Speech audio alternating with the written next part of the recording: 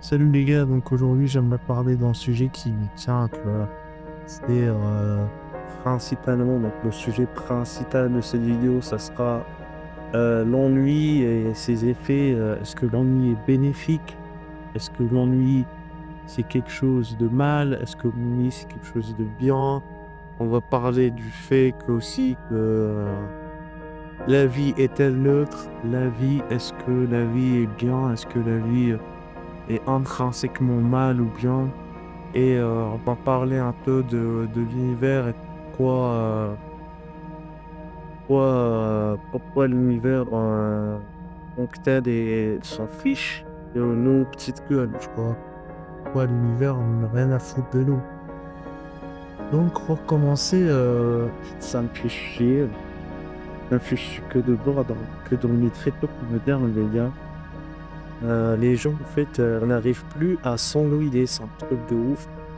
Alors l'ennui, c'est un sentiment viscéral qui nous a suivis durant des milliers d'années, durant tout notre parcours évolutif, et donc durant toute l'évolution de l'être humain. Et en fait, les gens, en fait, ont pris on pris dans une époque où on ne dépend plus. En fait, dans le monde moderne, c'est un monde ça, qui est intrinsèquement qui ne s'ennuie jamais, tu vois. C'est un monde qui court, c'est un monde qui va trop vite, c'est un monde qui ne s'arrête jamais. Je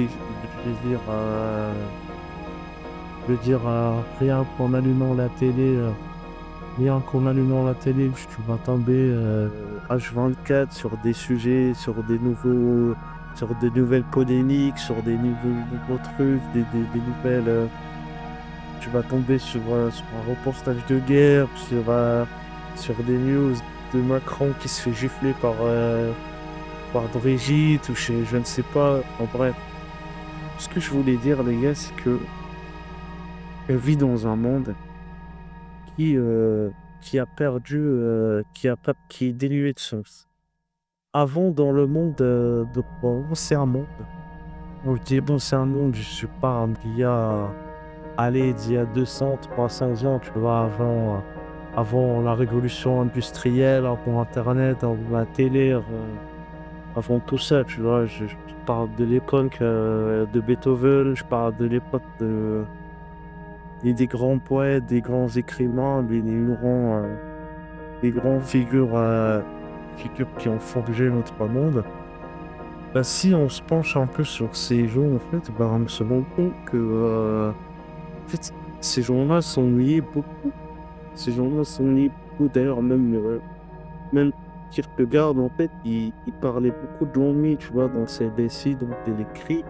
Il parlait beaucoup de l'ennui et notre époque actuelle, faut savoir que l'ennui, en fait, c'est un sentiment légitime et c'est un sentiment qui est très important pour l'évolution, pour la créativité, pour innover, pour créer. En fait, l'ennui a toujours été avec nous pour de bonnes raisons, tu vois.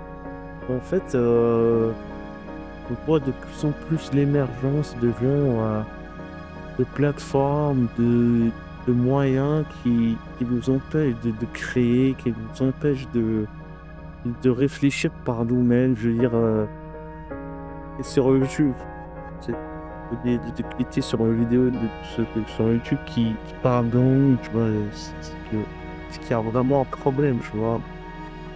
Mais ce que je voulais dire, c'est que on n'arrive plus à se languer, et ça, c'est un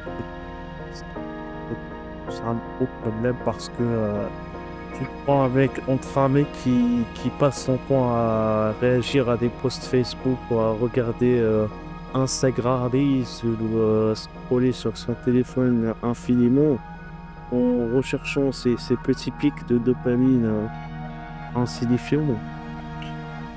Et tu prends l'autre mec qui en revanche, je sais pas, il est dans sa chambre, il s'ennuie. Ça fait une semaine qu'il a rien foutu, mais pourtant il s'ennuie. Et bah t'as de grandes chances que le mec qui s'ennuie, tu vois, à la fin du mois, il fasse un bon travail que le mec qui passe son temps à rien foutre, tu vois.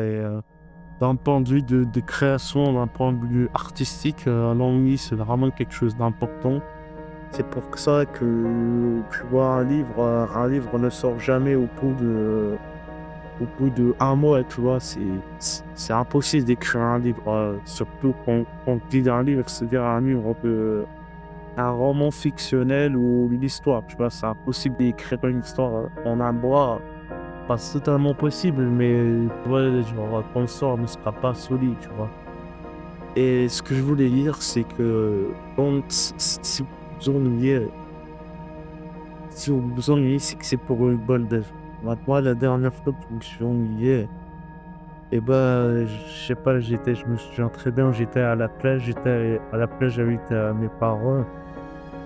Et moi, samedi, tu vois, j'étais à la plage et je m'ennuyais, tu vois, il y avait pas internet, il y avait pas la télé, dans la maison qu'on avait louée, il y avait rien. Et tu vois, c'était moi et mes pensées, tu vois, c'était moi et mon ombre qui combattait. Et ce que je voulais dire par là, c'est que, en fait, après avoir passé 2, 3 jours à la plage, parce que ça m'a ouvert les yeux, tu vois, ça m'a ouvert les yeux.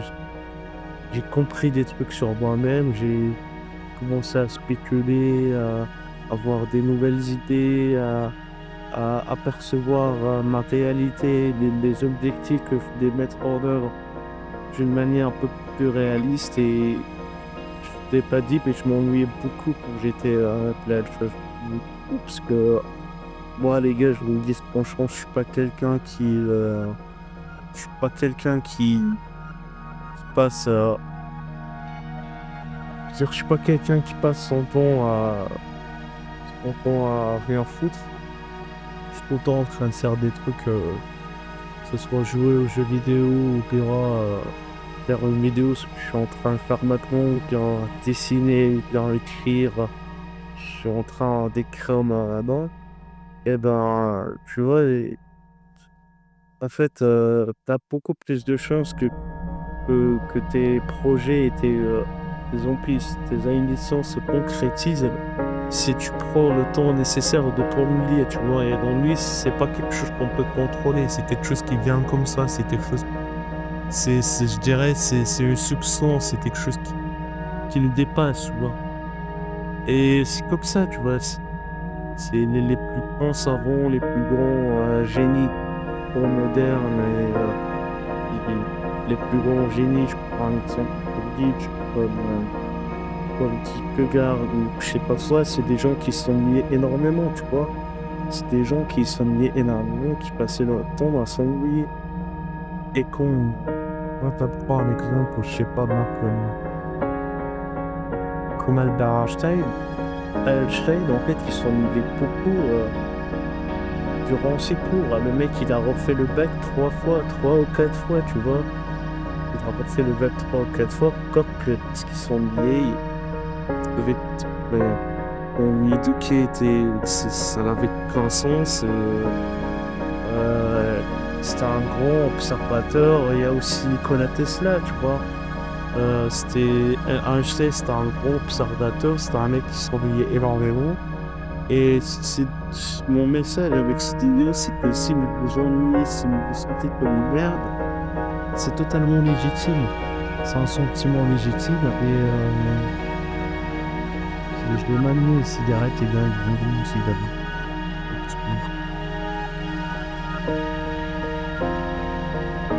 Par exemple, en fait, tu prends juste l'exemple des hommes des cavernes. Les cavernes, si on n'avait pas d'ennui, si l'ennui n'était pas une émotion humaine qui existait, en fait, on ne serait pas capable de faire, de créer, d'innover, de fabriquer des trucs, d'utiliser. En fait, l'ennui nous permet de prendre un recul sur nous-mêmes et de concrétiser ce qu'on veut faire, tu vois, parce que Je prends par exemple l'exemple du programmeur. Je prends l'exemple du programmeur ou l'exemple de l'artiste ou l'exemple du mec qui hante. Je prends l'exemple de la page blanche, par exemple. Quand tu le, f- on- le premier obstacle pour un artiste, le tout premier, l'obstacle fondamental pour un artiste, c'est la page blanche. C'est la page blanche, c'est la page blanche. Et la page blanche, c'est un truc qui est bon. C'est-à-dire que à la base, tu avais un canevas qui était vide, une page vide ou une table de, je sais pas comment on appelle ça, les musiciens appellent ça, une table de mélodie, de symphonie, enfin bref, qui était vide, qui n'a aucune note et t'as su créer quelque chose avec, tu vois, t'as su la remplir, t'as su la remplir avec quelque chose de beau, tu vois. Et tout ça, ça vient de l'ennui. Si on n'avait pas l'ennui, on serait pas arrivé là, tu vois. Si un jour on décidait, si un jour on va dire, il y a une malédiction qui va nous tomber dessus et qui supprimerait l'émotion fondamentale qui est en nous, c'est, on serait des sortes de cochons de cochons en recherche constante de stimuli, tu vois, en recherche constante de dopamine, de stimuli, de sérotonine, de plaisir, tu vois. Et ça, c'est pas le but de la vie, c'est pas le but de la vie. Le but de la vie, c'est pas poursuivre le bonheur. Parce que les gens qui poursuivent le bonheur, on les voit très bien ce qu'ils deviennent. Et ils deviennent, je veux dire, qui prêchent le bonheur, qui mettent le bonheur sur un piédestal, tu vois. Je parle des gens qui disent ouais, faut être de tout le temps être heureux. Ces gens-là, la majorité du temps, tu les trouves soit addicts à des substances dangereuses comme l'héroïne ou le fentanyl, soit tu les trouves, soit ils se suicident, tout simplement, parce que ces gens, ils ont vécu un pic de plaisir tellement haut qu'ils ne peuvent plus, ils peuvent plus vivre sans, tu vois. Et c'est assez triste de voir que dans le monde moderne, la quête du sens n'a plus de sens. La quête du sens n'a plus de sens. C'est-à-dire qu'on est dans un monde où nos ancêtres, ils ont vécu la guerre. Nos ancêtres ont vécu la guerre. Les ancêtres ont vécu les pires atrocités possibles pour que nous, on soit là et qu'on balance des âneries sur Twitter ou sur Facebook. Quand on met des vidéos de gamines de 18 ans qui postent leur plus sur Pornhub, bon, voilà, quand les gars, c'est triste de voir que on vit dans un monde, en fait, l'ancien monde, comme je disais avant, c'est un monde où on avait le temps de se poser, tu vois, on avait le temps de se poser. Et même quand on n'avait pas le temps de se poser, il y avait du sens. C'est-à-dire que tu n'avais pas 33 milliards de choix comme on a aujourd'hui, où tu peux devenir artiste, tu peux devenir docteur, tu peux devenir avocat, tu peux devenir juge, tu peux devenir plombier, tu peux travailler dans l'agriculture, tu peux travailler dans le commerce, tu peux travailler dans le management, dans le marketing. Bref, ce que je veux dire, c'est qu'on a tellement de choix de nos jours que on ne sait plus quoi faire, tu vois. C'est pour ça que la majorité des gens, dès qu'ils ont le bac, ils sont perdus, tu vois. Et je pense dire, ouais, je vais faire le truc qui va me rapporter le plus de thunes, tu vois. Et ces gens-là, bah, ils sont perdus, ils sont perdus. Donc, c'est totalement normal d'être perdu dans une époque pareille, parce que c'est une époque vraiment mauvaise dit, les gars, je vous dis, il n'y a pas pire. Il n'y a pas pire que cette époque et ça va juste épunir à s'empirer de plus en plus. Surtout avec l'émergence de l'IA, on sera tous obsolètes, on sera tous remplaçables et il y aura plus rien, tu vois. Soit il y aura deux scénarios, tu vois, si on vivra dans le confort absolu, tu vois, soit on sera dans le confort absolu et même nos vies auront plus de sens, on va juste poursuivre le plaisir, on va juste poursuivre le bonheur un bonheur fictif, un bonheur qui est basé sur rien et qui est construit à partir de rien, qui peut se construire à partir de rien, qui nous mènera vers le néant, vers un oubli. Euh, soit ça pesera tout simplement notre perte, et n'atteindra jamais la singularité technologique et on vivra dans la misère et ça sera l'apocalypse, tu vois.